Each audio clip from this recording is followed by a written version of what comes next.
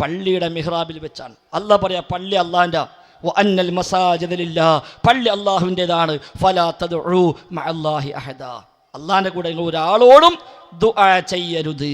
ആ ദുആ ഏതാ? പ്രാർത്ഥന. അപ്പൊ റബ്ബിന്റെ കൂടെ ഒരാളോടും പ്രാർത്ഥിക്കരുത്.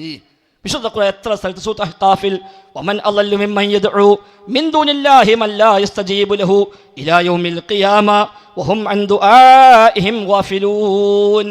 സൂറത്ത് അഹ്ഖാഫ് 5-6 ആയത്തുകൾ പഠിപ്പിച്ചു.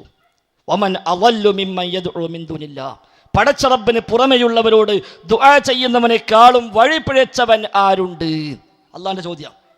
അള്ളാഹ്ക്ക് പുറമെ ഉള്ളവരോട് ദുആ ചെയ്യുന്നവനേക്കാളും വഴിപിഴച്ചവൻ ആരുണ്ട്? ആരോട് ദുആ ചെയ്യുന്നു? മൻ, ഒരുത്തനോട്, ലാ യസ്തജീബു ലഹു, ഈ പ്രാർത്ഥിക്കുന്നവന്, ഈ ദുആ ചെയ്യുന്നവന് അവർ ഉത്തരം ചെയ്യുകയില്ല. ഇലാ യൗമിൽ ഖിയാമ, ഖിയാമത്ത് നാൾ വരെ ഉത്തരം ചെയ്യൂല.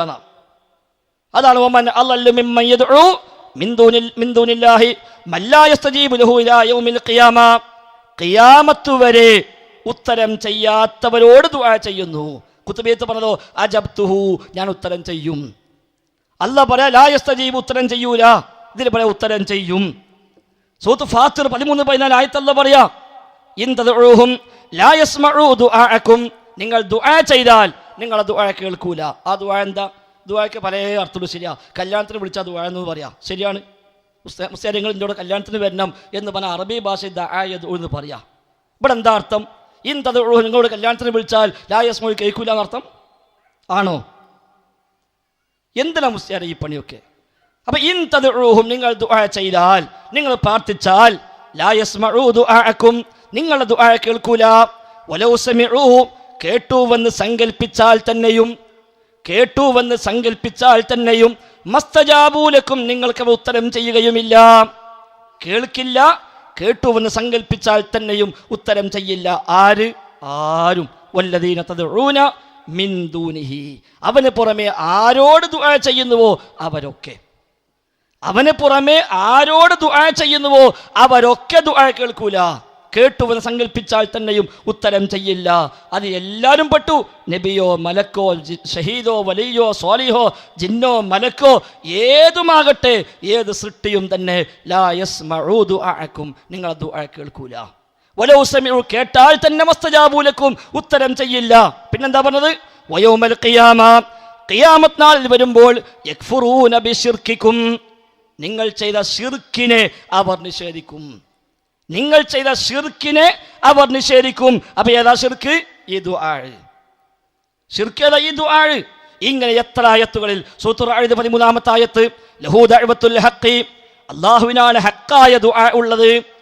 ഹക്കായ പ്രാർത്ഥന, ന്യായമായ പ്രാർത്ഥന, അവകാശപ്പെട്ട ശരിയായ പ്രാർത്ഥന അല്ലാഹുക്കുള്ളതാണ്. അവന് പുറമെ ആരോട് ദുആ ചെയ്താലും ശരി, ലാ യസ്തജീബു ലഹും ബിശൈഇൻ ഇല്ലാ കബാസിതി കഫൈഹി ഇലൽ മാ ലിയബ്ലുഗ ഫാ വമാ ഹുവ ബിബാലിഗി വമാ ദുആഉൽ കാഫിരീന ഇല്ലാ ഫീ ളലാൽ. സൂറത്തുൽ റഅദ് 13-ാമത്തെ ആയത്ത്. അല്ലാഹുക്ക് പുറമെ ആരോട് ദുആ ചെയ്താലും ശരി, ലാ യസ്തജീബൂന, ഉത്തരം ചെയ്യുകയില്ല. ഖുതുബിയത്ത് പറയാ ഉത്തരം ചെയ്യും. അല്ലാഹ് പറയാ ഉത്തരം ചെയ്യൂല.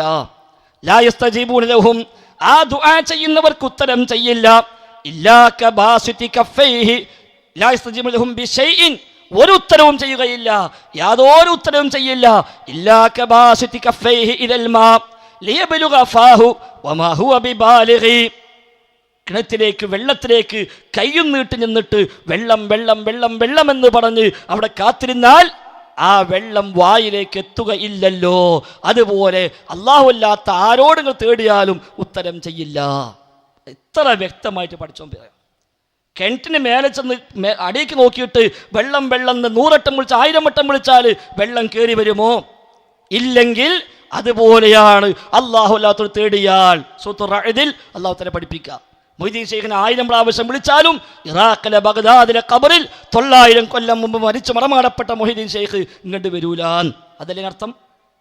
അതല്ലേ ആയത്ത് മനസ്സിലാണ്. അല്ലാഹ് പറയാ, കിണറ്റിലേക്ക് കൈയും നീട്ടി എത്ര വിളിച്ചു കൂവിയാലും ആ വെള്ളം വായിലേക്ക് എത്താത്തത് പോലെയാണ് അല്ലാഹു അല്ലാത്തവർ ദുആ ചെയ്താൽ.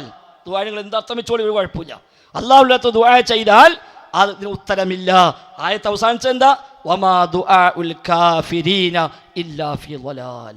ളലാലത്താണ് ആ അവിശ്വാസികളെ തേട്ടം. അപ്പം അവിശ്വാസിയാകാൻ മാത്രമുള്ള തേട്ടമാണ് ഈ തേട്ടമെന്നല്ലേ അതിനർത്ഥം? അപ്പോൾ അവർക്കാർക്കും ഉത്തരം ചെയ്യാൻ കഴിയും. പിന്നെ ഇവിടെ വീട്ടിൽ റൂം അടച്ചിട്ടും പള്ളിക്കിലെ വാതിൽ പൂട്ടി ലൈറ്റ് ഓഫ് ആക്കിയിട്ടും യാ അബ്ദുൽ ഖാദിർ മുഹ്യിദ്ദീൻ 1000 പ്രാവശ്യം 10000 പ്രാവശ്യം വിളിച്ചാലും ശരി മുഹ്യിദ്ദീൻ ഷെയ്ഖ് വരൂല, അദ്ദേഹം അത് കേൾക്കൂല, ഉത്തരം ചെയ്യില്ല, അദ്ദേഹം ഹാജരാവില്ല. ഈ ചെയ്തത് കൊടിയ ശിർക്കാണ്. നാളെ പരലോകത്ത് വരുമ്പോൾ മുഹ്യിദ്ദീൻ ഷെയ്ഖ് പറയും, ഞാൻ കൽപ്പിച്ചിട്ടില്ല, ഞാൻ പറഞ്ഞിട്ടില്ല. യക്ഫുറൂന ബിശിർക്കിക്കും, ആ ശിർക്കിനെ അവർ നിഷേധിക്കുമെന്നാണ് വിശുദ്ധ ഖുർആൻ സൂറത്ത് ഫാത്തിർ 13-14 35-ാമത്തെ സൂറത്ത് ഫാത്തിർ. ശബ്ദം കേൾക്കുന്ന സഹോദരങ്ങളെ, നിങ്ങൾ പോയി പഠിക്കാം. 36-ാമത്തെ സൂറത്ത് യാസീൻ, 35-ാമത്തെ സൂറത്ത് ഫാത്തിർ, യാസീനെ തൊട്ട് മേലെ. ആ സൂറത്തിൽ 13-14 ആയത്തുകൾ മറിച്ച് നോക്കുക. സൂറത്ത് അഹ്ഖാഫ് 5-6 ആയത്തെടുത്ത് നോക്കുക. നേരത്തെ പറഞ്ഞ സൂറത്ത് റഅദിലെ 13-14 ആയത്തെടുത്ത് നോക്കുക. അവിടെയൊക്കെ വളരെ വ്യക്തമായി ഈ വിഷയം പഠിപ്പിക്കുന്നു. അതുകൊണ്ട് നിർവചനം എന്താ, ദുആക്ക് ഏതൊക്കെ അർത്ഥമുണ്ട്, പ്രാർത്ഥനയ്ക്ക് എന്തൊക്കെ അർത്ഥമുണ്ട്, അതിന് വേറെ അർത്ഥമുണ്ടോ, ക്ഷണിച്ചു അർത്ഥമുണ്ടോ, വിളിച്ചു അർത്ഥം, എന്താ അർത്ഥങ്ങൾ വെച്ചാലും വേണ്ടില്ല, വെച്ചില്ലെങ്കിലും വേണ്ടില്ല. നിങ്ങൾ ചെയ്യുന്ന പണി, ഈ സമുദായത്തിൽ ചെയ്യിക്കുന്ന പണി, ഈ മാല മൗലിദ് റാത്തീബ് കുത്തുബ് പഠിപ്പിക്കുന്ന വിശ്വാസം, സമസ്ത പഠിപ്പിക്കുന്ന വിശ്വാസം, അത് കൊടിയ ശിർക്ക് തന്നെയാണ്. ഒരു സംശയം കാര്യത്തിൽ